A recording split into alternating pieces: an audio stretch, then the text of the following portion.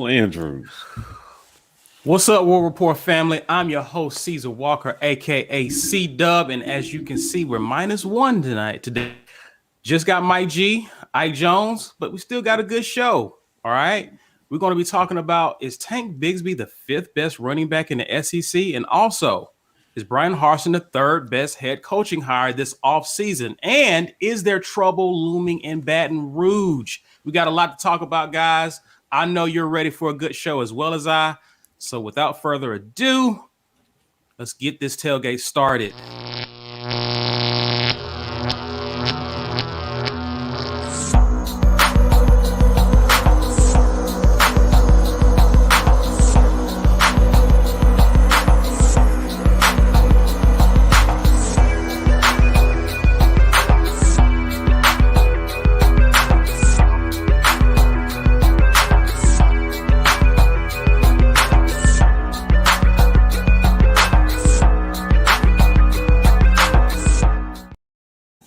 Woo. War Eagle, everybody, and thank you for tuning in to the latest and greatest of the Weekend Tailgate. Hope you guys are having a great weekend and a beautiful Sunday. It's a great day out. I don't know how the weather is up there, Mike, but it's cold. It's cold. All right. Yeah. It's not that cold here. It's actually feeling pretty good. It's feeling like spring. But guys, we're going to give you a few moments to get in here. Be sure to smash that like button. Do us a quick solid and do that. Guys, I already see you dropping War Eagles and your cities in the comments. Please continue to do that. That means a lot to us. It helps us out a bunch. Gentlemen, how y'all doing? Good, man. Hey, listen, shout out to Nico Stewart here in the comments here from Hawaii. Yes, sir. All the way from Honolulu. So I've spent some time there. And Nico, I hope you got your merch. If you have not got your War Report merch, get up on that right quick. It's flying off the shelves hot right now. So yes, sir. Ike has got some special stuff planned for you guys in terms of merch options here after spring practices. We got a little something that I'm cooking up, you know what I'm talking about. So I too actually might do just in you know, while we talking about that, I might do some members only merch. Might do that, you know, if you join the channel, you know, you get a special shopping area. I'm you know, listen, I'm not wearing no long sleeves today, but I still sum up my sleeve all the time. Don't matter. Regardless, you in the kitchen cooking up something. I like it. I like the ideas, man. So yeah, man. Shout out to Burner Account. My man. War Jam Eagle always in the house. Coming through and showing love.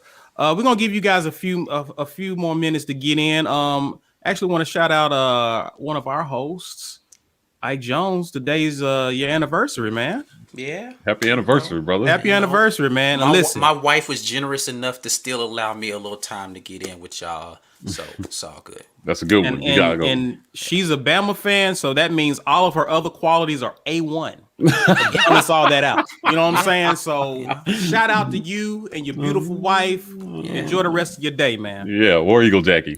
Yeah. War Eagle. Also, while everyone's getting in, I do want to do this. We already know what we're discussing today, but this is a bit off topic from what we normally do. I want to give a big salute, a shout out, and show much love and a War Eagle to Bruce Pearl on Win 600 yesterday. Yeah, man. So yeah, man, I'm excited about this guy. Listen, I can't. Hold on. Let me interrupt here just to make sure you listen. We sent my son away yesterday, so yesterday was just me and her. You understand? So like, listen, we good here. Understand me? You know, that's Blake Robinson sending a happy anniversary. You know, thank you very much, Blake. I appreciate that. I'm not gonna get in trouble today. We good. Yes. Yeah, Bruce Pearl 600. Anyway, back to that. Listen, I can't tell you the last time I've looked at Lee 3. Thank you, sir. New to the channel. Let's get it. Yes, sir. Lee 3 is actually a new member as well, too. Lee, we appreciate you. Welcome. Lee has cracked the code, and he's the iPhone guy. He figured out how to sign up for a membership from an iPhone, so he is officially a magician. Lee 3 is a hacker, apparently. Yeah, he sent me detailed instructions on Twitter, so I'll be posting that up for you guys. If you're trying to sign up for an iPhone, there is a way to view YouTube from browser mode, from desktop mode, in Safari, and then you can see the join button. So if you already know how to do that, great. If not, we'll be posting something for you guys to figure out how to get that done. That's what's Might need to hook Lee 3 up with some yeah, Lee, I'm definitely sending him something. Yeah, absolutely. Yeah. Absolutely. Lee, DM me your address and information. For sure. But yeah, man, back to Bruce. I can't tell you guys the last time I saw Auburn with a 13-14 record or a losing record and said, we'll be back next year. Yeah. Right? Like Bruce Pearl did that, right? Yeah. And we all knew that this year it was going to be a bit of a rebuild year because all of your foundational pieces that led you to 2 straight NCAA appearances would have been 3 had it not been for COVID. A Final Four appearance. You had 2 guys being drafted first round in back-to-back years. Could be in 3 years if Sharif Cooper declares. I mean, you have all of this success. You know we was going to take a step back after those foundational pieces left and graduated or went to the NBA. So we knew it was going to be a bit of a challenging year. It already started off on a bit of a unfortunate note with us with the pending posing sanctions on ourselves. So, you know, we knew it was going to be a bit Cooper of a couldn't even start, like couldn't even start. You know, so it was, players getting injured. I mean, we just knew it was just going to be a different year for us. But if Sharif comes back, even if he doesn't come back, but definitely if he comes back, watch out for Auburn next year. And Powell. Listen, man, whatever this head injury was that he had that just magically kept him out the entire season, right? You know, so I hope that young man is okay. If he's going to be returning next year and Sharif decides to come back with what Bruce is bringing in, I'm telling you, this is development. He knows how to develop them. Absolutely. Oh, yeah, that's right. Thanks, Mike. So I will just say we are excited about the future, and Bruce is like, I think he just kind of embodies what you want in a coach in terms of enthusiasm, you know, and just the skill at taking a player and getting him from A to B, right? Yeah. So we're hoping to see more of that on the football side. I'm hoping Harsin is the football version of that. Yeah. Corey Weber says if Cooper comes back, Final Four next year. I wouldn't rule it out. Wouldn't rule it out. Smith, the freshman coming in, is special. I've seen Devin Cambridge grow a lot this season. He's going to be quality for us. Flanagan, not West Flanagan. Lord have mercy, but Flanagan. Flanagan. Yeah, Flanagan has definitely improved this season. He's been a good leader for us out there in the dry spells where we didn't have anybody. He kind of took a dip towards the end of the year, but I like the energy that he brought. He's always been a great defensive player. His offensive game has gotten better, but that's the thing. You know, that's what you're just talking about being able to develop a guy. Flanagan started out not being a great. Well, look at God. Burner account then came through with the membership. Appreciate it.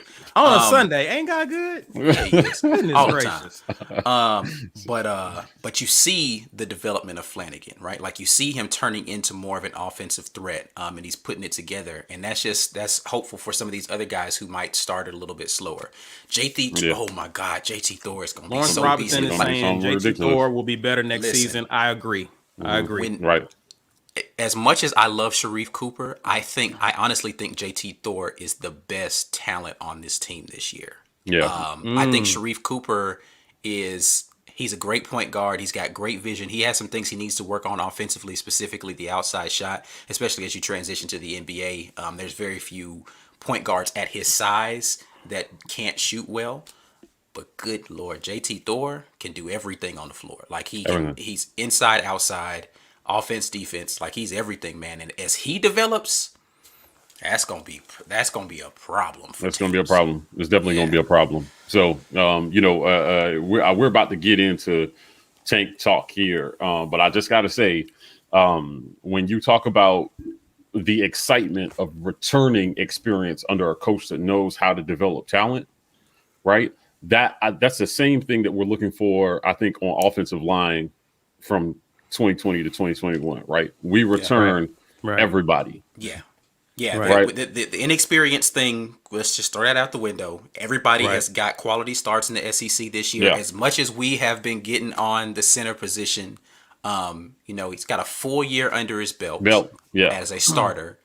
Hopefully he turns the corner, right? Like I don't particularly. Here's the thing: we talk about guys and their deficiencies, and people say we're hating on them or we're ragging on kids. I don't particularly care who the starter is, as long as they've earned that position, and when they get in there, they perform. They perform. The name right. on the back of the jersey does not matter to me as much as the productivity when they hit the field. Yeah, right. You can criticize play without criticizing players. Right. Like absolutely. Yeah. Absolutely. Yeah, I mean, and these are things that hopefully the coaches are bringing up to these kids, right? Because the idea is for them to get better. Well, you can't get better if we ignore your deficiencies or areas for. Hey, I certainly hope so. Listen, if this is a thing, if it happens, but let's be real about this. If somehow Nick Brahms turns into an Outland Trophy candidate, we probably don't lose a game next year. Playoffs. Just because the offensive line will be that good. Like, he was clearly a weak spot on that offensive line. Now, there were some other guys who didn't play well in spurts, but he was consistently pretty bad. If he develops to the point where somebody's putting him on an Outland list, I don't know how you beat a team that has, forget who the quarterback is. If you can hand the ball off to Tank a bunch of times with guys up front that are doing that, quarterback's going to be throwing the guys wide open. Yeah, because they have to put 8-9 guys in the box just to have a prayer to stop this offense. Right. So, Right. Man. Yeah. If he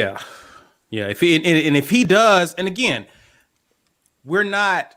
Again, you're bashing a person when you can't even give them credit for improving. So if Brahms improves, we have a bunch of flowers here to give you.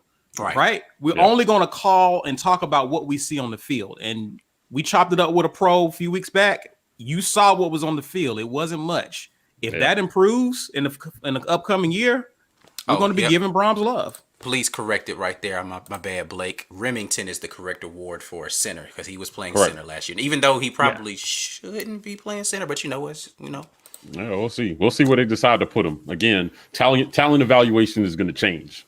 Yeah, I think that's one of the biggest things that you're going to see as a difference from this staff from the last is the way they look at players and determine, what is this player capable of and where is his best fit. That's something that we've seen in the past with players who came in as defensive tackles and got moved to offensive guard and then had played 9 years in the NFL at those positions, right? Mm-hmm. We talent evaluation, being able to look at a kid and say, this guy has a ton of talent, but he's playing the wrong position. Right. So let me get him where he will be not an asset to the team, right? To his fellow teammates and to himself. We need coaches that can do that, right? So, again, can't wait to get into this Tank talk. There's lots to talk about. Well, let's go ahead and go there.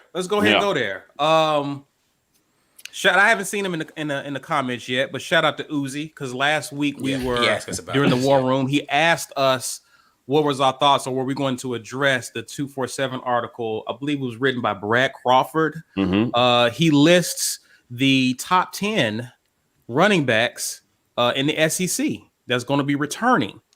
I'll go ahead and list them going from 10 to 1. Number 10 coming in at number 10 at Arkansas. I think I'm saying it right. Is Uzi, what up, my there? life? You go. What's going on, my guy? Trelon Smith. Yeah, Trelon Smith. Number 9, Damian Pierce at Florida. Number 8, James Cook at Georgia. Number 7, Jerrion Ely at Ole Miss. 6 is Chris Rodriguez at Kentucky. Number 5, Tank Bigsby. We'll talk about that a little bit. We're gonna talk about that. Hold your horses. We're gonna talk about that. Number 4, Zamir White of Georgia. Number 3, Brian Robinson. Number 2, Isaiah Spiller. Brian Robinson is at Bama, by the way. Number 2 is Isaiah Spiller at Texas A&M. And number 1, drum roll, Kevin Harris at South Carolina. So, I'm just gonna give it a big nah to this list. All right. Best Bleacher Report. Yeah. We're gonna talk about another site that's also bigging up Tank, Pro Football Focus. Mike, you're gonna get into the stats there. We come with stats here, all right, before we give our opinions. But fellas, how do we feel about this list? How do we feel about the order where Tank is? What are our thoughts? I'm gonna start. Shoot, forget it. Who want to go first? Listen, I'll jump in. I'm about to say, because Mike been itching to talk. Go ahead. Why do people get paid to write trash? Right? Like, listen, I'm convinced that there's no way that you have any integrity in your writing that. That's clickbait. You woke up out the bed and wrote that and rolled back over. That's got to be clickbait, right? Nobody who has looked at any film would say, and this is not a knock to the other guys on the list, but I don't know how you objectively look at what happened and what's coming back next season. Take a look at how everybody graded out and say Tank is the 5th best running back in the SEC. Pro Football Focus has him rated as the number 1 running back returning in the country. This guy thinks he's the 5th best in the SEC. Now, if you don't know me by now, you know I'm a big PFF guy because I love advanced statistics. I think that they tell a story that is hard to tell with TV film. If you're watching TV film and telling me you're watching tape, I'm sorry, I'm not buying that. That's why the all 22 exists. But again, you can take a look at some of these advanced statistics and see what is happening with a lot of these guys. Shout out to Chris Long. Thank you for joining, my brother. Chris Long. So when you look at what Tank did last year, you can see some patterns in the way he did. But behind a not so great offensive line, he rated as one of the most elusive backs in the country last year. Yeah. Right. He was throwing guys off. He was juking. I was watching the Arkansas game and I watched him break one up the middle. It's give a head exactly what I was about to say, but go ahead. Right. I watched him break one up the middle, give the guy plant his left leg, give a guy a little this, and then just take off and then get vertical. Right, like it's something that you don't see a lot of backs do. They don't have the type of step that it takes, right?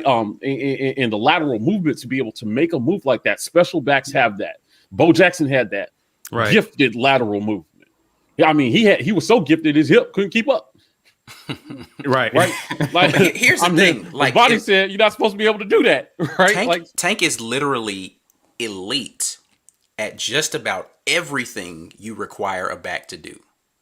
Yeah. He's got speed, he's got agility, and he can break tackles.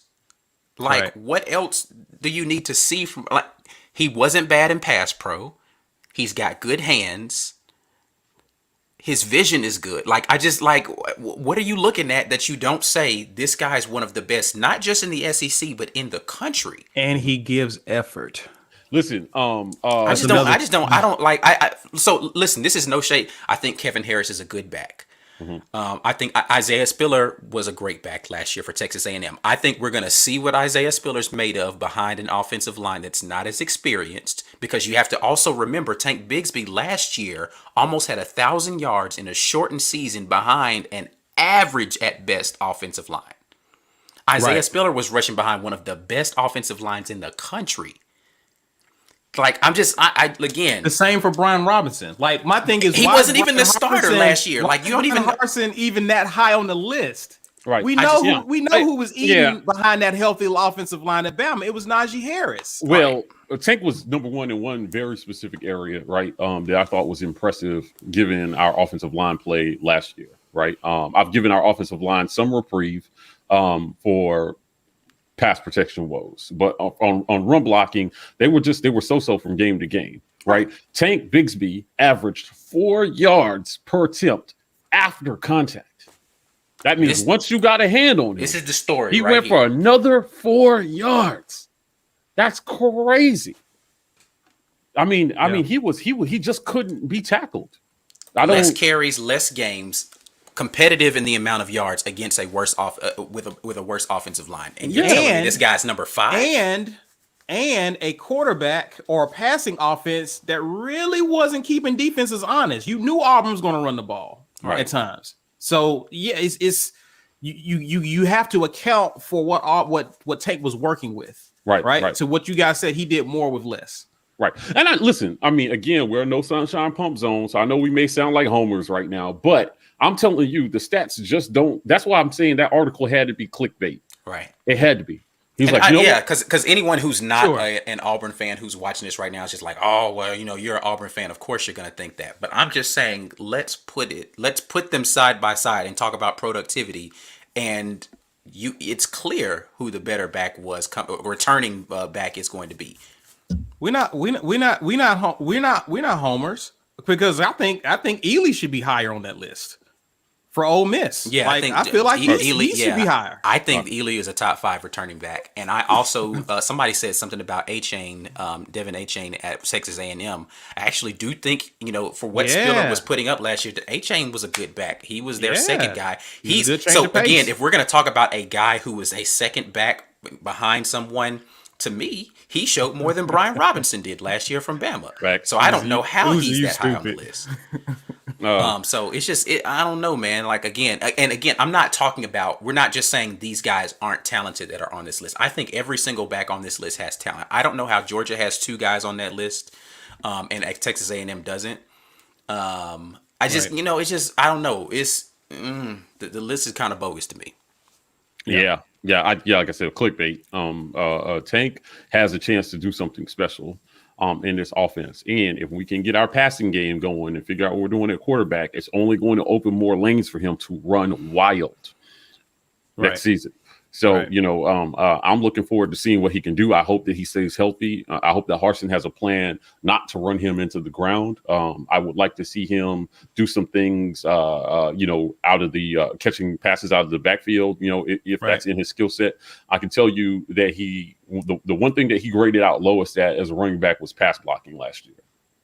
He was not a very good pass blocker. Right, he got some good. He wasn't bad in pass pro though. Like I've gone and watched the tape. He wasn't just out there whiffing on blocks consistently. Now he wasn't actually asked to be in on passing downs a lot. Just to be honest, too. DJ Williams typically was coming in on passing downs for pass protection purposes during the season. So.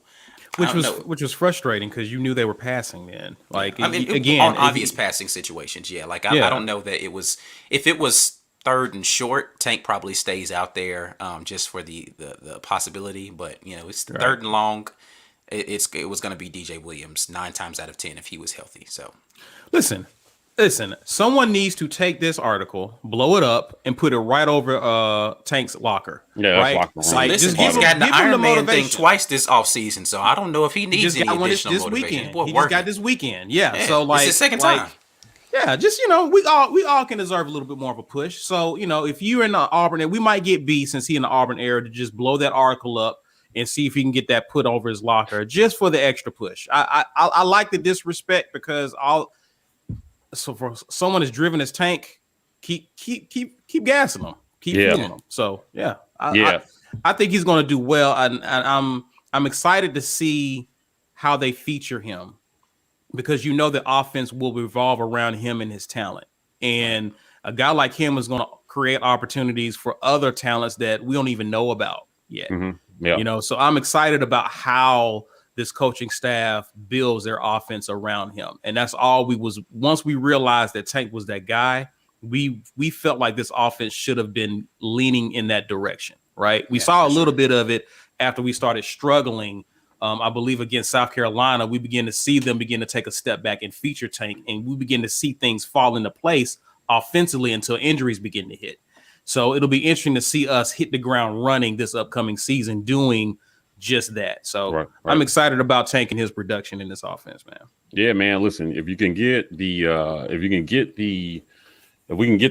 air attack going, if we can get the passing game going, and we can do some things that just take a little bit of pressure off this offensive line from a scheme standpoint, right? Again, Tank and Co. and everybody will benefit. So the number one thing for me is going to be scheme, because to some extent your players are going to be what they are going into the season. So what I mean is whatever improvement you're going to make, that's whatever improvement you're going to make. So by the start of the season, they have to know what they have, and they have to be able to scheme around deficiencies. Right. Once we do that, I really do think that better play calling alone, even with the play that we had last year, better play calling alone nets us 2 more wins on last year's schedule. That's how much talent there is. And we're just talking about Tank. We're not even talking about all the other potential breakout stars that this offense could have that will ease pressure on this offensive line and give Tank more lanes. But balance is going to be so important going into next season. It really is. So, use the whole field. We cannot shrink the field like we have been. And we cannot allow teams to say we're not going to let Tank is not. He's not a secret anymore. It's not a secret. Now people have a year's worth of tape on him, and they're going to game plan for him. So you need other people to step up and do some things that says, listen, if you're going to stop Tank, we're going to beat you. Right. If you're going to stack it, your linebackers, then you got to account for the tight ends. You got to use other people. I saw a comment in here by All About Auburn. That's our guy, Devin Dawson, where he said, he moved on me. Teams brought the heat on Bo on third down. Right. Yeah. Consistently. There's a reason for that. There was no disadvantage to bringing the heat because we weren't very balanced, and all the advanced statistic shows he was very likely to overthrow anybody, even if they were open. Right. We wouldn't burn you on third down. So there was no disadvantage to bring the heat. That's all Georgia did. Go after them. Why not? Yeah. Because if you sit back, there was literally no difference. So you might as well just blitz. And what's going to happen is that in 2021, if we're going to find success, it's going to be because they're going to find the holes in the defense when teams decide to blitz us. And the better quarterbacks in our league, I'm telling you, the one stat that they all excel at is when you blitz them, they burn you. Yeah. Trask, Mac Jones, even Felipe Franks even. Right, when you blitz those quarterbacks, they found the open guy, and their touchdown to interception ratio was like 8-2 or something crazy like that. Trask had 17 touchdowns to 2 picks when blitzed. So if you blitzed him, he was going to burn you. Mac Jones was even better. Some guys that you wouldn't expect in our league even were great in that stat category. And why I'm talking about that is because it's going to be important for your run game. Right. It is. These are the teams that can call draws on third and long because the quarterback is so dangerous, right, that they're not expecting it. You call a draw, and then somebody like Tank just runs straight up the middle for 15 yards. Those are things that I'm looking forward to seeing in the play calling. So that's one of the things that I will commend Clemson for. Right. Travis Etienne was one of the better running backs in the league, but they realized games where that first Notre Dame game, right? They made a commitment in Notre Dame to say Travis Etienne's not going to beat us because Trevor Lawrence wasn't playing. So they knew the next best threat on that team was Travis. They were going to stack the box and they were going to be committed to stopping the run. Right. So what did Clemson decide to do? They got him involved in the pass game, and he got him his touches out in space, and they made sure they were going to continue to feed one of the best offensive weapons they had. They're going to find a way to get the ball in his hands. That's something that we have not seen from our coaching staff consistently, is a way to say, okay, great. You've decided this is what you're going to take away. Don't worry about it. We can get this guy the ball in a different way. That's one of the things I do like about Bobo. We can say what we want to about him. He figures out, who are my playmakers? How can I get them the ball? I'm going to scheme some kind of way to put the ball in that guy's hands, and he is going to damage you this Saturday. I'm looking forward to seeing what he decides to do with Tank Bigsby. And we talk about Kevin Harris, they got him rated as number 1. Mike Bobo was the play caller up there in South Carolina that was helping to make sure Kevin Harris was getting his touches on a consistent basis. And I talk about how they played with Shi Smith out there, like running jet sweeps, and they're doing, they're making sure. I understand Shi Smith is a really good wide receiver. I'm going to get him touches. I'm looking forward to seeing Mike Bobo and Brian Harsin get together with a game plan and decide this is how we're going to feature our best player and put him in opportunities to succeed. I fully expect for Tank to have a season where he's going to be touching 2,000 all-purpose yards this season. Yes, and and that's one of the things that people talked about when Brian Harsin being a multiple offense or having a multiple offense because of his ability to adapt to what the defense was doing, right? So if you're taking away certain parts of the field, you're attacking the defense in certain areas, then he was able to adjust and that's where the term multiple came from. So I'm looking forward to seeing a lot of that on the Plains when teams try to take away Tank. We burn them in other areas. To you, what's your point? I think Tank can be a guy coming out of the backfield catching the ball. We saw what he did in the Georgia game. Like, it's there. The talent is there. He proved that he has the hands to be. I mean, he was making catches with stuff that was outside of the frame. Should not have been catching. They weren't easy catches, right? So that shows he's got hands. And when he gets upfield and he Tank in the open field is not a problem a defensive back wants to have on a consistent basis, right? Like, you get him soloed up against a DB out in open space. That guy is not really wanting that. He just don't. I mean, it ain't a whole bunch of guys in our league that are really open field tacklers against a Tank, because Tank was shrugging off linebackers, right? So like a DB in open field, I just don't know if you want to see that on a consistent basis. So finding ways to get the ball in his hands is going to be a thing. Definitely shout out to King Dunlap out here in the building, man. We appreciate it. Yeah. All about Auburn made a comment. Someone made a comment about Frazier, 6'7" tight end, could definitely be a safety net for Bo next season. This was the guy when we did Facts or Nah, and we asked a question about Pegues, and I said nah, that I think we would have a receiver or a tight end get 200 plus yards receiving. Right. This was the guy that I was referring to. This is the guy who I was thinking about, because I think there's a lot of opportunity for this guy to really shine in this offense with a head coach who likes to use tight ends. So I like Frazier. I like the idea of him in the open field catching passes for us. Right. I'm looking forward to seeing how they're going to utilize the tight end position. I still think that JJ Pegues has the ability to get 200 all-purpose. Again, I think they're going to use him in a lot of different ways. I do think if they're going to run 22 personnel, or and have a tight end, but like an actual fullback in there blocking, him and Shanker are the two that I think fit that the best. Just because I feel like Pegues can be a ball carrier at the fullback position. You turn around and just let him, get that tough 1 or 2 yards and do that consistently. I'm looking forward to seeing how they're going to use him in a lot of different ways. But anyway, let's go to this comment from King. Yeah, when they blitz, we score, right? Like, I mean, again, if they're blitzing, somebody should be open. Right. Find the holes, take what the defense gives you. We need to have that kind of mindset here, and then sneak Tank out of the backfield. On some of these, I'm iffy on whether he's going to be a good pass catching back, but just get him the ball in space and just let him go. Yeah. Right. That's where he's most dangerous. Right. Give Bo or whoever, right, some safety net throws to where again he can check down if it's not there. And eventually they're going to have to stop coming after you, right? We need a short passing game. We need things over the middle of the field. Don't shrink the field for the defense. Don't do it. That's what we've done, right? They know to guard the edges and not worry about too much over the middle of the field historically in the last type of offense we had with the last coach. Yeah. So with this new one, teams don't have they have tape on Boise, but they have no tape on what he's going to do with this talent. Right.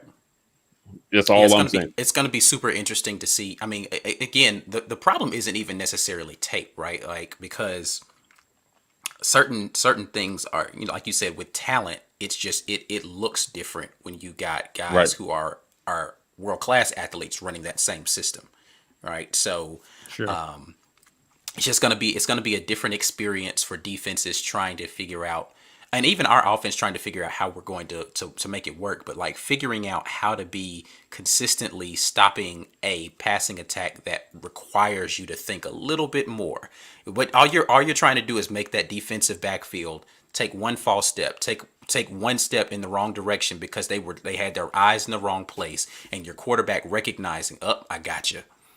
That's all I needed was you to turn your hips the wrong way. I got you. Don't worry about it, because we got guys who can take the top off. We've got guys who can, make you look silly on the back end. And that's another reason why having a wide receiver coach that can allow those wide receivers to understand responsibilities on plays is going to be a big thing. And just really figuring out this defensive back, this is how they're lined over here. My hole is going to be right here in this zone. Or they're lined up in man. This is what my route is called for. Hopefully the QB sees this guy's pressuring right here. We got a hot read, right? Like being able to think. And I honestly think, after, again, I've given him a lot of flack going back and watching the tape, I think Bo Nix has the ability to do that and adjust on the fly in that way. He just wasn't given the opportunity to do that. I think from an intellectual standpoint, I think he can. It's just whether or not what he sees, he can match that with his fundamentals when he gets ready to deliver the ball. Right.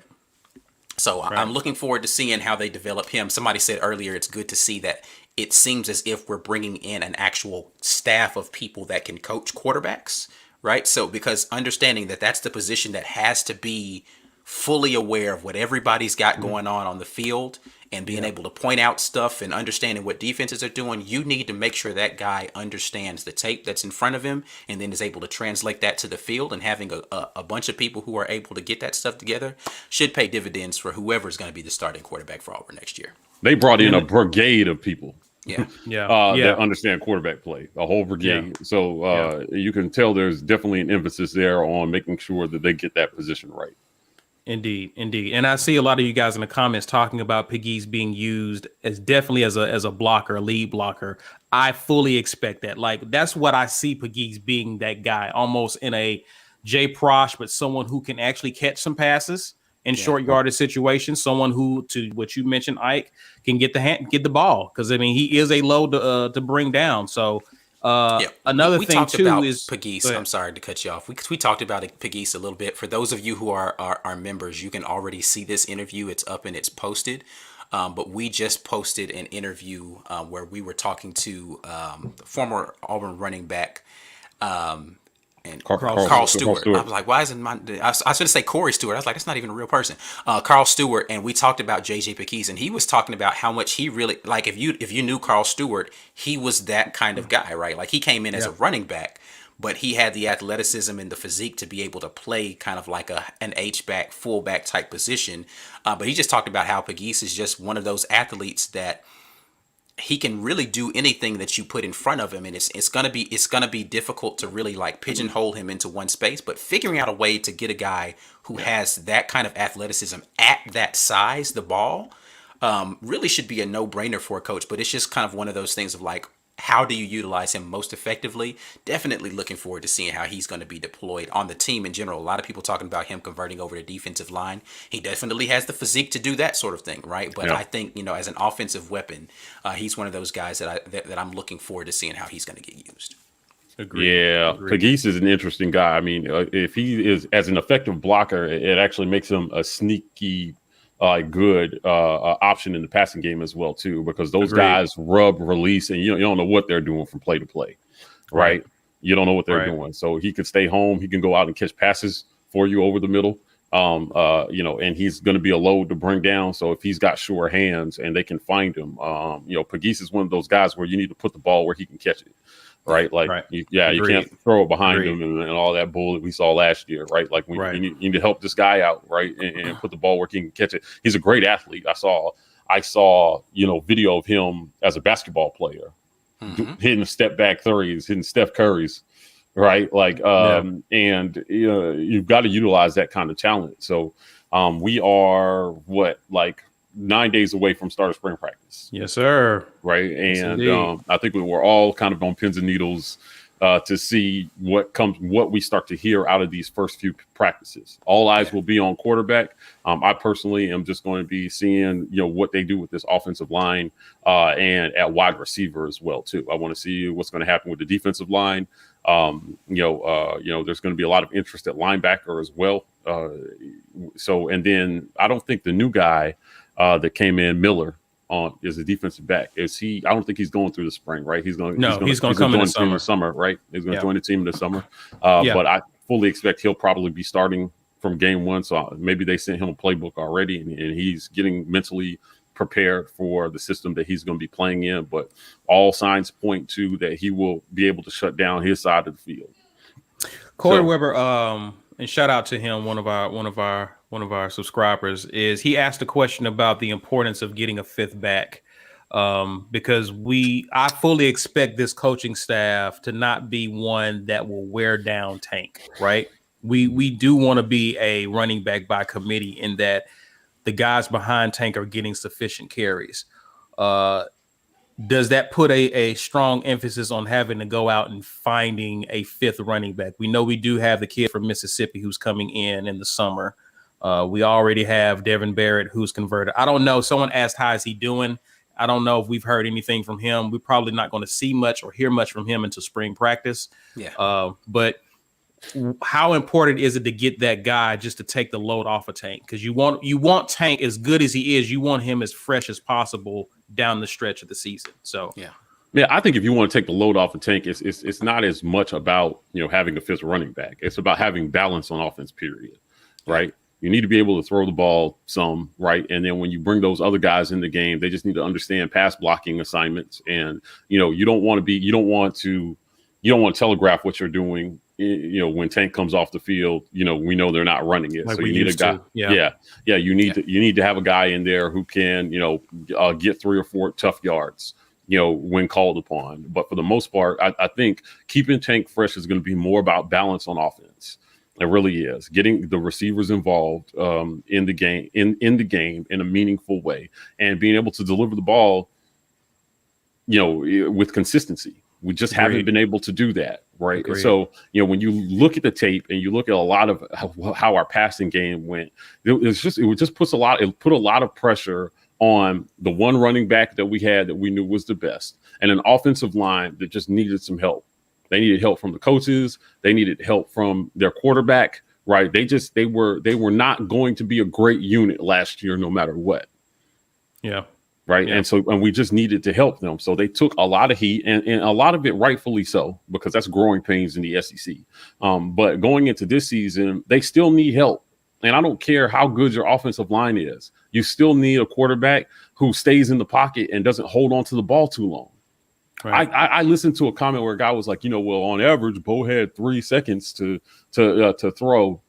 And I was like, do you know how long 3 seconds is? 3 seconds is a lifetime. Yeah. And that goes, honestly, that goes to, we've got some chop it up for the pro sessions coming up during this month where we're going to get in with Devin Aromashadu. And we're going to talk about the receiving core. Right. Our receivers weren't winning a lot, right? So 3 seconds is a long time, but your receivers have to win your routes early, right? And the routes that they're running need to be ones that uncover in those first 3 seconds. So you either have to throw with anticipation as a quarterback, knowing your guy is going to get there, so there's trust that's involved there. Mm-hmm. As a wide receiver, you have to understand, I need to win in this route early and give my quarterback a solid target to throw the ball to. And then you've got to execute on the back end as the quarterback and just deliver it, right? And we weren't seeing that happening consistently in the way that the routes were schemed and the way that the wide receivers were winning in the routes and in the confidence that we had in the quarterback. Because honestly, a lot of the bad decisions that Bo was making, number one, they came when he tried to escape the pocket and he was trying to do too much. But number two, they were coming because he wasn't throwing with anticipation a lot of those times. He was waiting for a guy to completely uncover before he even delivered it. We looked at that in the last Chop It Up the Pro that we did with King, though we were focusing on the offensive line. The incompletion that he had to Anthony Schwartz when he broke open and King talked about 3 hitches and it's got to go. If Bo had thrown that on hitch 3, Schwartz would have uncovered by the time the ball got down there. He was waiting for Schwartz to completely get past the DB before he even let the ball go. That's unnecessary. The boy that he's got speed. What they say in the league, if I'm even, I'm leaving, because this guy has to get out of his back pedal, turn, and then run. Yeah. So if I get even with him, I'm already at top speed before he even begins to get to his top speed. Right. So I'm gonna run past him. So go ahead and let the ball go, because by the time you do that, I will be past him already. So if I get even with him, then it's over. It's a wrap. Right. And Bo needs to understand, if he gets even, once he crosses that guy's face, it's a wrap. Let it go. I'm going to beat him. I have track speed. This guy doesn't. It's over. Right. You got to understand that. You got to let it go. And again, Schwartz, he impressed me when I looked at the tape. Him stacking receivers because he understood I get leverage on him. I get over the top. I'm going to make sure that I get on top of this. Man, Bo, let it go, bro. He's there already. Mm. So again, that's helping your offensive line because you understand the nuances of when the timing of that route needs to happen. Right. So yeah, like you said, 3 seconds is actually an eternity if you're calling the right routes. Receivers are winning their stuff, and the quarterback's throwing with anticipation. That's a long time. If you have time for 4 hitches, right? Again, 4 hitches on that overthrow. And that's what King is telling us, that Phillip Rivers used to say, listen, man, 4 hitches, Like that's an eternity in football, right? Right. So you need to be able, and play calling has to help as well too. So again, Right. let him go off the hook a little bit here. I'm As just TJ saying, says, I'm not sure if you can call what we ran routes. You're right. right? It was Yeah, I can't say that. Agreed. But that's the whole play design. To me, it's the whole play design, right? So we just have to call. I mean, better it was slow plays. developing plays. Developing plays. We talked about getting the wide receiver screens, as Uzi says. Yeah, and TJ comes in and says on 3rd and 13. 13. Right. We could not throw the ball up the field on 3rd and long.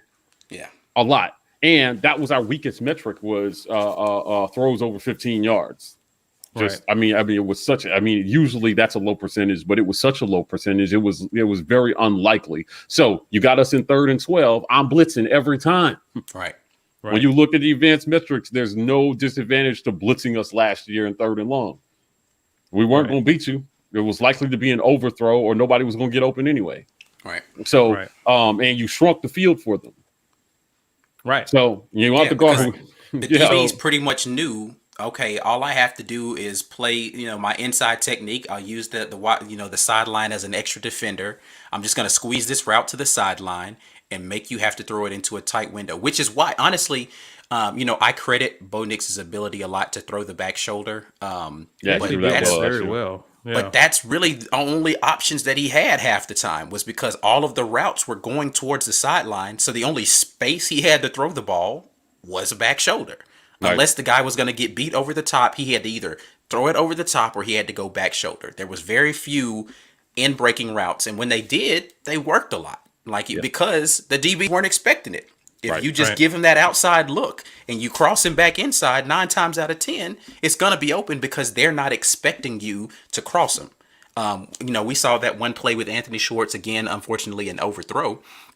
But he off the line, he had the DB beat. Like he started as an outbreaking, he crossed him, came back inside, and he split the difference between that cornerback and that safety. Right. And Bo tried to drop it in the middle. It was a good thought. He just wasn't great execution on the back end of his fundamentals of before he released it. No. And again, he was late with throwing the ball. If he had thrown it the minute that he crossed the corner, it's probably he's probably if not scoring, getting very close to score on that. My best guess here is very close to what we saw. Jonathan Harris says, any idea what the starting 5 O-line will look like? I feel like we had a solid 5 before Council got hurt. So before the injury, I think that we'll see an O-line very similar to what we saw to start last season. And they actually had a decent stretch in there before things started to fall apart.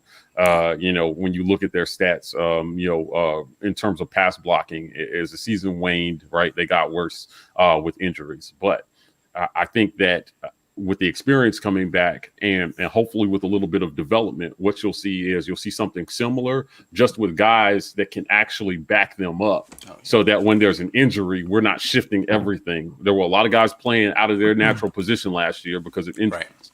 Right. That's always a recipe for disaster. Though I did like what I saw out of Keandre Jones. True freshman, came in to spell Council. Once he got his legs under him, I thought he did a really good job in there. Yeah. I think we have some depth. I'm looking forward to seeing kind of what we are able to do as far as putting guys in the proper place where they need to be, having a good, solid person. Somebody just said Hams probably needs to get, not moved Ham, inside. I think they said moved inside, to a guard. He wasn't great on the outside. He got beat up out there, but I think he can be a mauler, and we just got to figure out that tackle position. But I think we're going to be good, man. But with a better offensive line coach, no shade to anybody else. I do think that Wilfred is an upgrade at that staff position. We should be able to see guys be more in a natural fit and have a little bit better technique and recognition. Just, again, if you were there in the Chop It Up with King, shout out to King, who's been out here in the comments section. You saw that a lot of it was just poor communication and technique on the part of some of our guys along the offensive line. Not going to name any names because I've given him hell over the last couple of weeks, but just not really great technique and communication up front. And just understanding your assignments and where the pressure is coming from, where to slide, which way to go, and understanding that. So that's very important. We're at the halfway point of the show, actually a little bit further past the halfway point. Mike, go ahead and talk about what we got coming up. Man, Isaac mentioned Chop It Up. So our next Chop It Up is next Actually, Got this one coming this Thursday. Thursday. This coming Thursday. Man, time is flying. This Thursday, what Devin and Roma should do, it will be a Q&A. You guys will be able to talk to Devin directly. If you are not, please become an insider. $5.99 a month. Hit that join button on our main page. If you're on iPhone, you have to view the page from your web browser in desktop mode to see that join button. Otherwise, just hit a computer and join up. This is the last month that you will be able to even see the Chop It Ups if you are not an insider. So if you are a supporter, you may need to upgrade. If you are not a member at all, if you're just a regular sub, you will need to subscribe to be able to see these Chop It Ups. We do not post them after. We do film reviews. Due to YouTube's rules, we cannot post those film reviews after it is over. If you haven't seen already, listen, hit the merch store. You can see us drinking from our War Report mugs every time someone says development or strength and conditioning.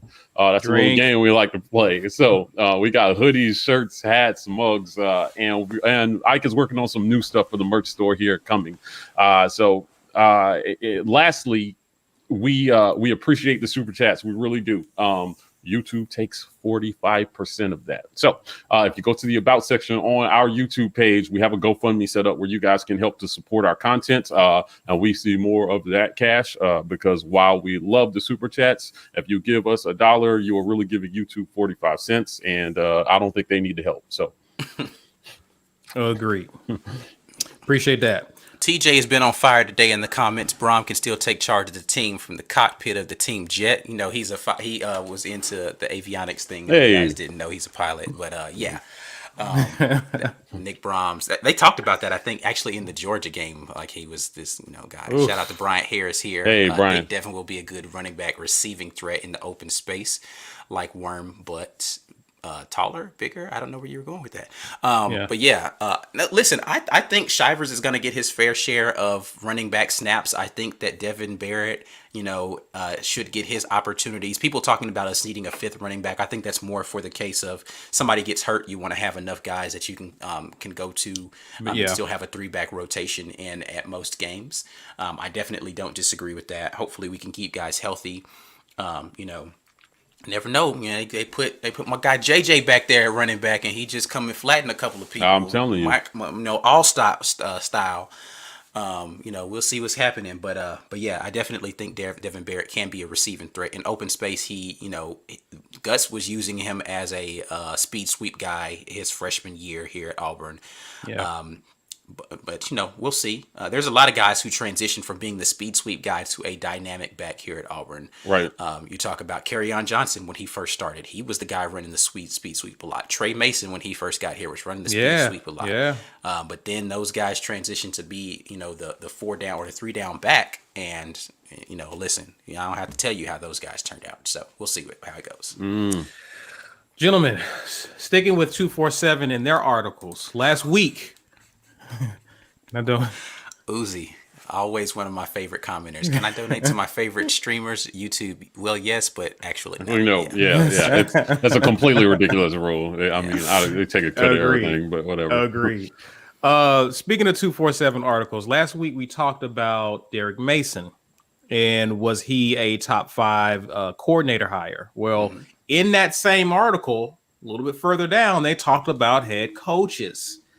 And so just to name a few, coming in at number 10 was Clark Lee, I think, who was Derek Mason's replacement at Vandy. Number 9 was Shane Beamer at South Carolina. Number 6, Josh Heupel at Tennessee.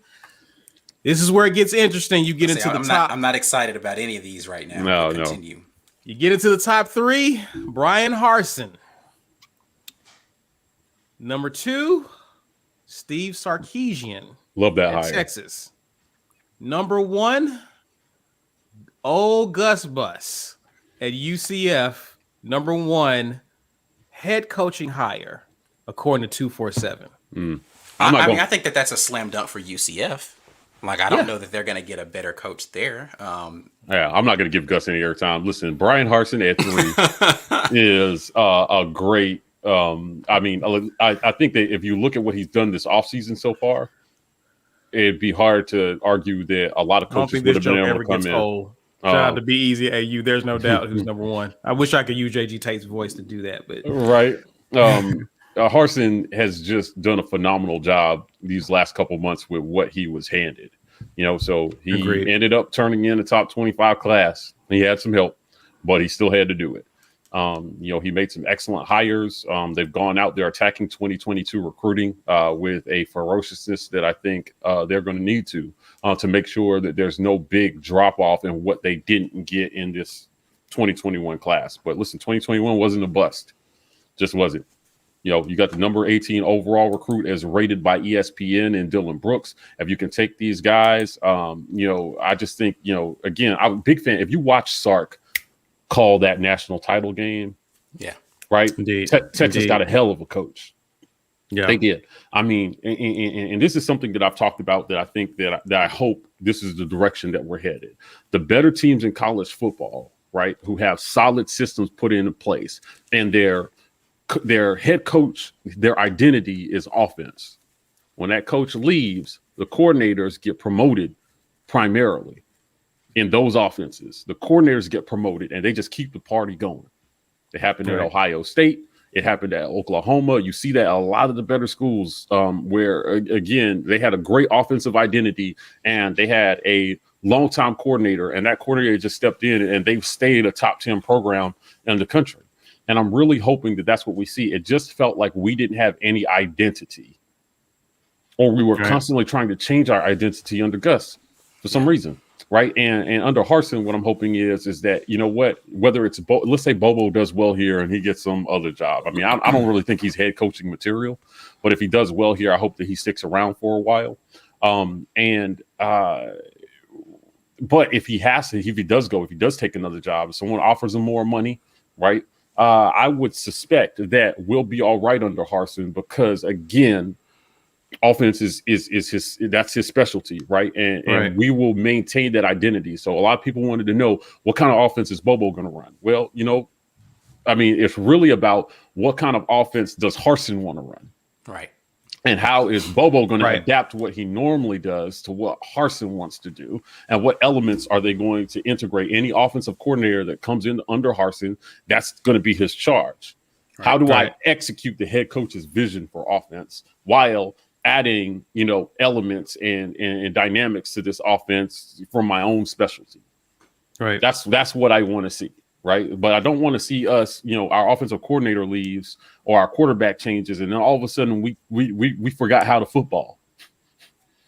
Yeah. That's what it seemed like. Right. That's what it seemed like it's been on offense. So, Harsin was, I think, easily top 3 hires if you just look at what he's accomplished administratively this offseason.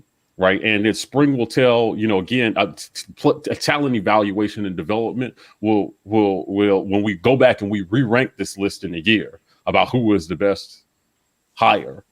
Right? I suspect that he might even be a little higher on this list. But if you look at the other coaches' track record with quarterbacks, I suspect they may be a little lower on that list.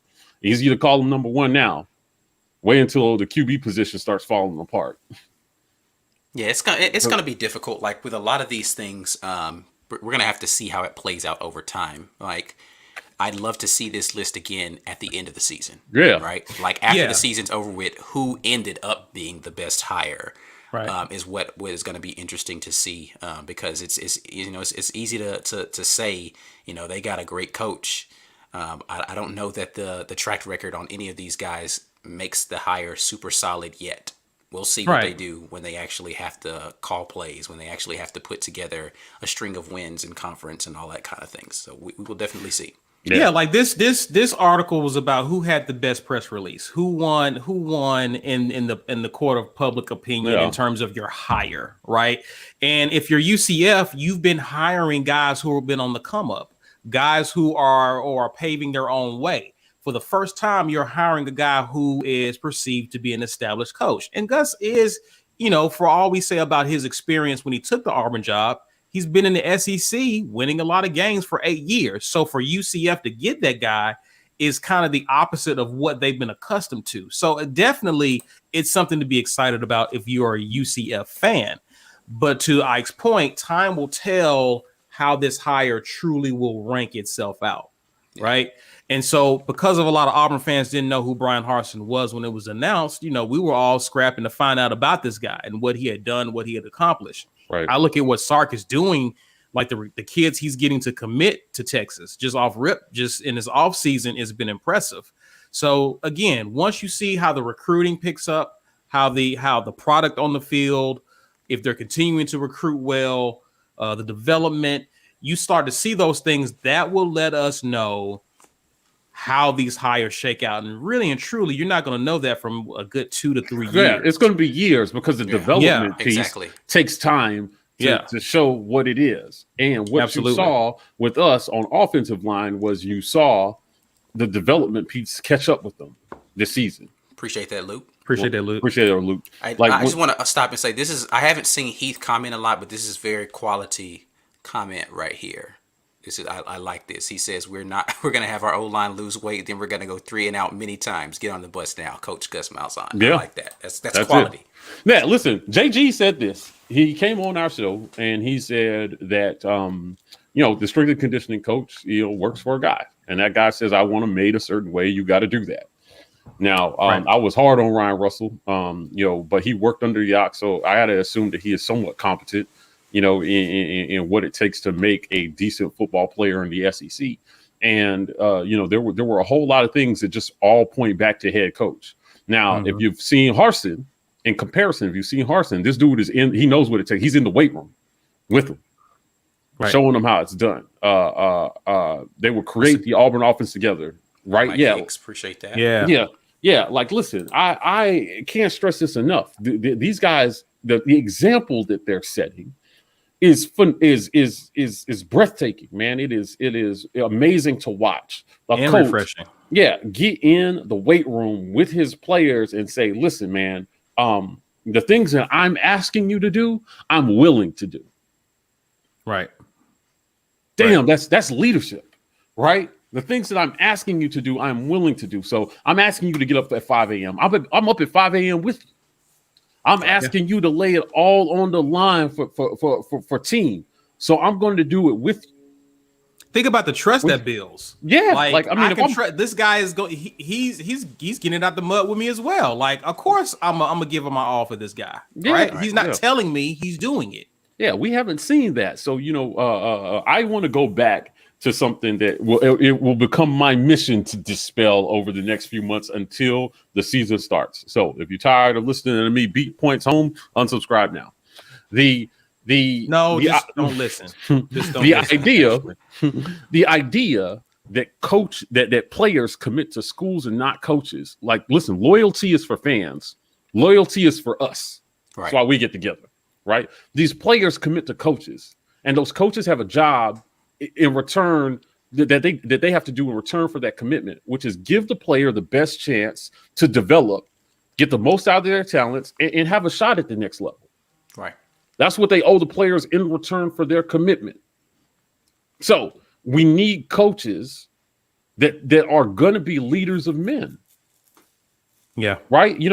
People keep saying, like, we need players that love Auburn. I was like, I think that you'd be shocked to know how many of these guys don't give a damn about Auburn after they leave. Right. Yeah. The Auburn creed and all that stuff. It all sounds nice. It really does. But at the end of the day, everybody's in it for self, including the coaches that we hire. Agreed. I think even more so the coaches that we hire. Here's the thing. Like, kids are going to come here and they're going to play hard for a coach. They're going to love the place that put them in the opportunity to succeed. Exactly. Right? Absolutely. And a lot of these guys didn't feel like Auburn equipped them to be successful, whether it was in football or in life in general after football. Right. Right. And so because I did not get an opportunity to succeed at life after I left your university, why do I love this place? The place didn't love me. It wasn't showing me any love. Right. And so, like, you just want my blind devotion to this team, to this university. Y'all got to show me some love. Like, listen, again, nobody's harder on players in their play than me. But some of fans are a little too heavy-handed in just like, again, like a lot of the names that we're calling these players, it shows when they transfer out. Now, all of a sudden, he's a bum and, right. Screw him. It's like that. So, listen, so why do you expect players to love this school? You didn't have any real love for the players, man. Like, I can critique your play without doing all of that. Right. You know, Right. again, there's some guys that are no longer playing at Auburn who I have a lot to say about their ability to play football. I don't know them as persons though, so I don't know who they are as a person, so I can't speak on that. Even if I hear rumors about what they might have did in their off time, that ain't got nothing to do with nothing. I wish those people nothing but the absolute highest level of success they can possibly achieve. Auburn University is for students, right? And the student athlete that comes to Auburn University's job is to go out there and play hard whatever sport they're in here for. And the reason that they came to play at that school is not because they loved Auburn University so much. Right. 9 times out of 10, unless you're a The legacy, only kid, yes, there you go. unless you're a legacy or you grew up down the street at Auburn High or something like that, that ain't the reason you signed to Auburn. A lot of these guys, Devin was that Devin we were talking to? He was like, I didn't even know anything about Auburn, Alabama rivalry. Like never none heard of that of stuff. The Iron Bowl before you got none of that stuff mattered to him when he was coming up because he didn't grow up here in Alabama. Right. He was coming because he was promised the ability to come out here and play wide receiver somewhere at a Division I school. Right. That's it.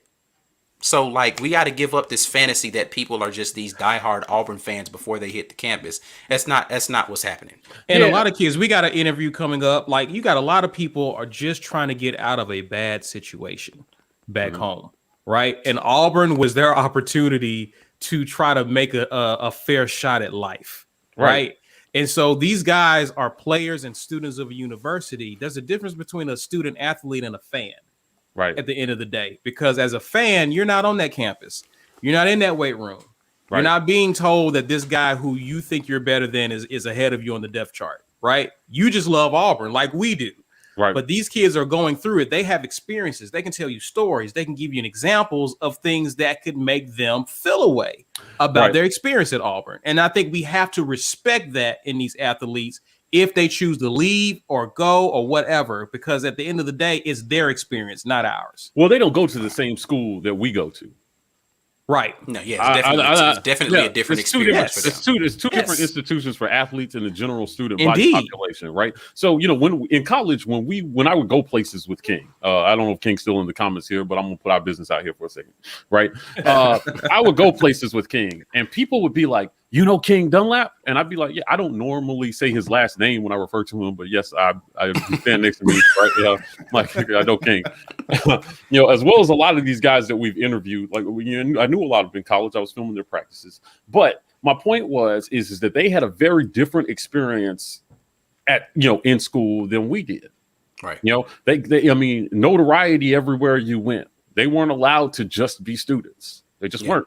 That's not the way the system is set up. Right. It's set up for them to be glorified, right? And to receive attention that just a normal student is not going to get. Yeah. So again, after you leave Auburn, to Ike's point, what you got from the experience is what you remember from the school. And some of the guys, even that found success at the next level, are still hyper aware that Auburn didn't do much to set them up for that, to get them there. Yeah. And so we send them a letter after saying, hey, donate some money back. You succeeded. And they're like, man, I don't give a damn. Y'all didn't help me know my success. Right. Right. So if we want to be a better institution, we need to start holding up our end of the bargain in terms of development. Right. And start preparing these kids for the next level. And if they don't make it, it's just because, right, they didn't. You know, we dropped, our insiders already have the interview with Carl Stewart. Right. He was so underutilized. I won't go on a soapbox about it. He was so utilized. Uzi stupid. I didn't even read the whole comment. I just saw his name and just knew it was something funny. But you know, Carl is a lawyer now. Yeah. You know, and he found his success, right? And you know, if you knew Carl, you knew that he was always going to be a successful guy. It's just who he was. Right. He's just a smart guy. Yeah, I mean, he was always one, and the fact that we didn't utilize somebody as cerebral as he was in the system that we had, somebody who had all the physical gifts and could understand and process the game at a high level, it was a little sad. I really thought he was going to be Ronnie Brown Part 2. Yeah, man, listen, he was a beast.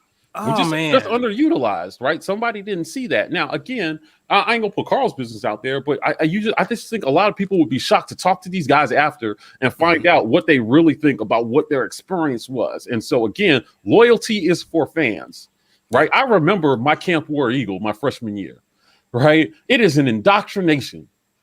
You know, I'm telling myself a little bit here. Like, I was a big Florida State fan in high school. Right. Peter Warrick was my favorite player. I thought Bobby Bowden was the greatest thing to ever coach on a football field. Right. Like I love Florida State, and and for whatever reason, I just like North Carolina because I like their school colors. I was a big fan of North Carolina as a basketball fan for sure, right. But that's just because I was a big Jordan anyway. Now I go to Camp War Eagle, and somehow I cannot even tell you what happened to all my FSU and North Carolina paraphernalia. It just disappeared. And in the 20 years since, I have not ever donned another school's paraphernalia. Facts.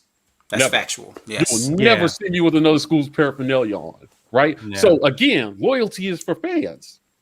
That's what it is. You know, I had a little bit of a different view because I got to see what the inside was like for a lot of these guys. Yeah. I really did. And, hanging out with King and hanging out with some of these other guys, I can tell you that these guys, it's broader than that. And then when they get to the next league, the next level in the league, it compartmentalizes a little bit more for them because these organizations in the NFL, they don't have any real loyalty to players either. They only have loyalty to people who produce. Indeed. The Tom Brady's of the world, right? I mean, the Patriots, are they loyal to Brady? Not really. No. Right? He wins. So they give him what he wants. That's it. And once you've outlived your perceived usefulness, institutions toss people to the side. Auburn is not different. So again, it's time for us to start holding up our damn end of the bargain and giving these players a damn chance to make the best out of it, and even if it's not in football. Right. Right. You came here and you had a chance to reach your athletic potential, but you still got a degree and you still have a chance to go out and do something with yourself after. We need to start holding up our end of the bargain. Yeah. That's it. I had a back and forth with one of our commenters, loving to death, not going to call him out specifically here, talking about, Auburn's responsibility to kids and that come through the program. And, he was making a comment about winning not being everything as part of the football mentality for the head coach. And I was like, all right, so point to me the statistics that say the non on the field things the previous head coach did particularly well. What were those things? Was he graduating a higher number of players? Did they have most, professional success outside of him? Were they solid contributors to their community? Like, show me those things that you can attribute to the coaching staff previously. Since winning isn't everything, what did he do well that wasn't winning related? Right. He didn't put more guys in the NFL than anybody else. Not on the offense, at least, as an offensive guru. Exactly. Now, I don't know. Play to win the game. I love Ed Darby. I love it. Listen, like Ed.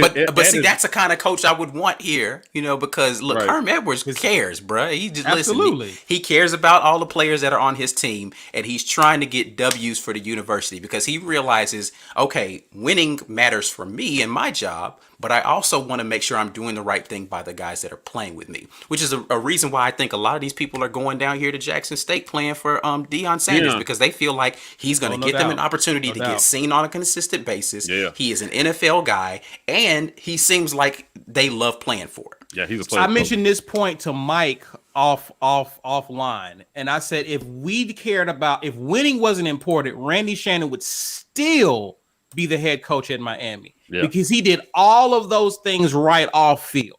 All of those things. Facts. Shoot, Malzahn will still be the head coach at Auburn if we cared about what the things he did off field because he ran for the most part, a clean program. Yeah, obviously, we care about the results on the field.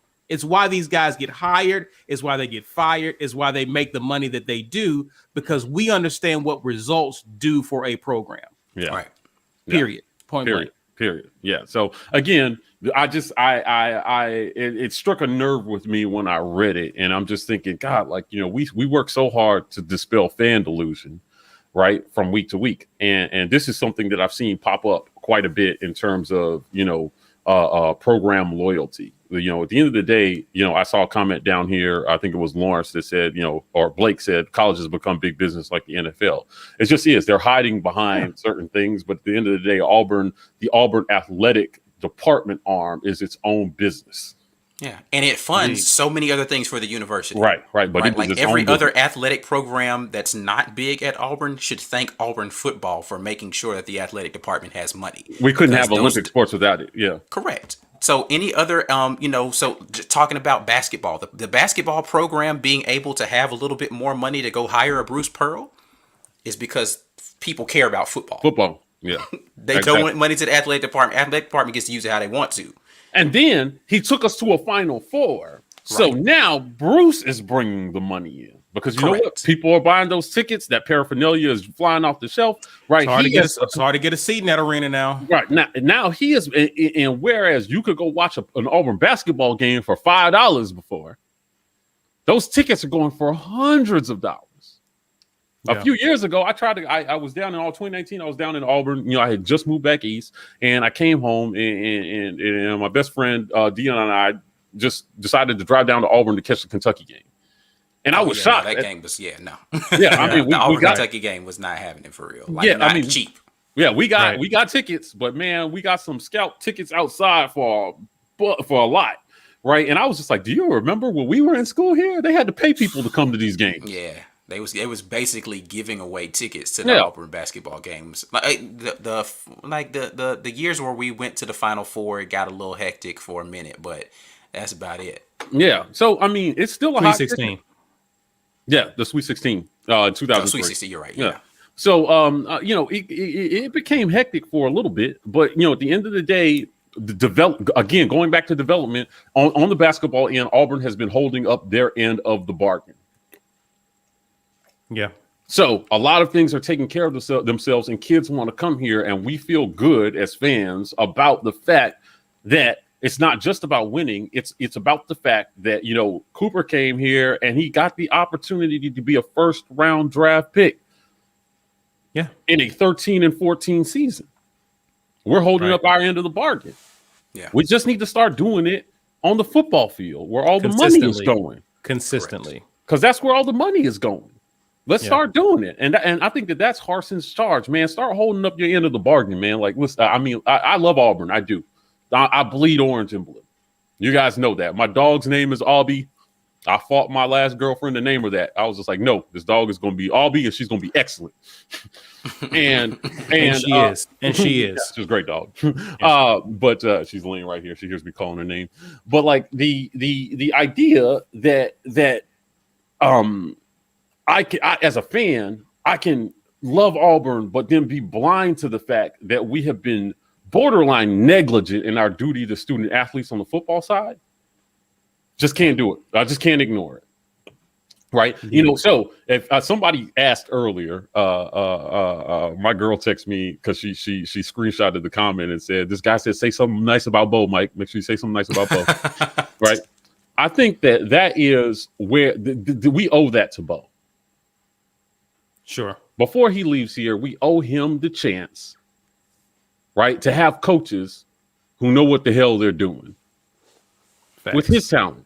Because he may have some certain deficiencies, that's what you have leaders for. That's what we need the leaders of men for, to get in and help him and guide him, right, and give him a chance to overcome and realize the things that he needs to overcome to be the best quarterback that he can be. Right. Right. And if he doesn't achieve that, we won't have to look back and say it was because the coaches never gave him the tools that he needed. Right. I manage a lot of people. If an employee comes to me and they haven't done what they're supposed to do, my first question is, did this person understand what they were supposed to do? Right. Right. If they didn't, did I give them the tools to do the thing that I asked them to do? Right. And if I did not, then it is on me. It is paramount on me as a leader to make sure that before I reprimand, that I give them the tools. Right. And then you just keep checking all boxes until there are no more excuses. Right. And it just seemed like before something wouldn't get done, and it would just get ignored on every level instead of asking these important questions and then checking boxes to make sure that the employee in this situation, which is our quarterback, had the chance to actually improve because he was getting the tough feedback. Because the purpose of it is to make sure that you succeed at the end of the day. Right. And that's one of the things, when we have all of these debates, not me personally, when I say we, I'm saying Mike, has all these debates in the comment sections with fans about, Bo Nix and his potential. I like that. They have a bunch of excuses they can throw back at you because we didn't figure out. It's like, all right, cool. Let's eliminate every other excuse then. We're going to call plays better. We're going to figure out how to block better up front. We're going to get our wide receivers to better. Now what? If you don't succeed now, then there's literally nothing else. What else is there for us to talk about? We've given you everything, right? But the problem I have with that conversation is, why do I need to have perfection around my quarterback in order to get productivity from him? That's just insanity to me. Like that you expect perfection around the quarterback just for productivity. I'm not asking him to be a Heisman candidate. I'm just asking him to complete an open pass. Wait, okay. So again, important discussion here. We're going a little long for you guys today, but y'all ain't got nothing to do anyway. So well, I do, so I'm gonna jump out of here. When we talk about the advanced statistics around Bo's passing, right, and in relation to offensive line. X percentage is offensive line, X percentage is the quarterback, right? And we're just saying that there is a percentage of the passing woes that have nothing to do with the offensive line. It's just quarterback stuff. You just be surprised when you break down the tape how much of it has to do with purely quarterback feeling and reading the pocket and not how the offensive line blocked for him. There were tons of throws there, right? And you have to do the same thing with the offensive line. This wasn't about the quarterback. You just got to block somebody. We broke down. We were hard on Brahms. But, man, let me tell you, when we broke down the Georgia film, there were whole plays where he literally never touched anybody after hiking the ball. Yeah. Right. Couldn't find, King was like, yo, I see ribs available on this guy. Like, what is he doing? Yeah, somebody else is engaged. It's okay. Get him on the ground. Right. He's there. He's engaged. Knock him over. Now we got to find somebody else. He's responsible for the Mike linebacker. Yeah, one play, the Mike runbacker runs right by him. Find some work. Yeah, that was King said. King said, find some work. Offensive lineman, every snap you have to find some work, and it just wasn't happening. So again, in separating and compartmentalizing the two, we're just saying, hey, listen, I don't think it's fair for either side to say because of one the other was bad or because of this one that one was bad. I don't think that's fair. I think that once you eliminate yourself as a negative factor in the equation, right, we can now say, okay, yeah, then you could say, listen, he would be better with better offensive line play. The statistics suggest that like a better offensive line play won't necessarily equate to better accuracy. Just won't. It might give him more time to throw, but if you're not throwing an accurate ball anyway, it's not going to matter. Right. So I just think that we're close and they have a chance and the cupboards aren't bare. And this does eerily remind me of 2013, where we have a ton of talent and we've been recruiting well. And a new coach is going to come in and see what we have. And my last plug is going to be for Demetrius Davis. Listen, this kid is coming. He is coming. And you better watch out and you better get on the train now and just start accepting it that he's going to be a starting quarterback at Auburn University at some point. If not this season, then the next. He leaves Texas with every single quarterback record in the history of Texas at the highest level. He was good against the best competition. Right, he's fundamentally sound in almost every single way, and there's no way that a decent coach, Max Preps actually did a ranking of the best quarterback recruits over the last 20 years. He is number 20 on the list. 4 of the guys on that list won Super Bowls. Another 6 won national championships. This list is for real. And you know who has one on that list that's starting for them next year is Bama. Yeah. Brown is on that list at like number 8. You can look at all those guys and they found success at least at the college level, and half of them went on to the league and had great careers or are currently in the NFL. So this kid is not a bust. This is not the kind of recruit that you bust out. Yeah. That's what we have to stop. Now, I don't know if Bo was one. I don't know if Bo was one of those recruits. I know he was highly recruited and highly rated, but when you look at his tape, I just think he was misevaluated. I'm not saying that he doesn't have talent. I just think he was misevaluated, right? But like, I just really believe that if these coaches know what they're doing and we're holding up our end of the bargain, Demetrius Davis will be the starting quarterback. He doesn't bust out, and then we get to start a string of having great quarterbacks backed up by great quarterbacks. Right. Yeah. Lawrence Robinson is really going in on Chad Morris in these comments here. He is not a Chad Morris fan. I have seen him make about 4 posts already about how much he did not like the job Chad Morris did. Again, Chad Morris is the only guy who I think can get some reprieve from the COVID situation, because he didn't really get a ton of opportunity to come in and even work with guys. He was doing a lot of Zoom stuff. It is what it is regarding Chad Morris, but he's not here anymore. And I don't even know if he would have made a big difference. But, hey, we will never know, because he ain't coming back no time soon either. Yeah, for sure. Listen, we're going to go ahead and wrap it up. Listen, we were supposed to talk about situation with LSU.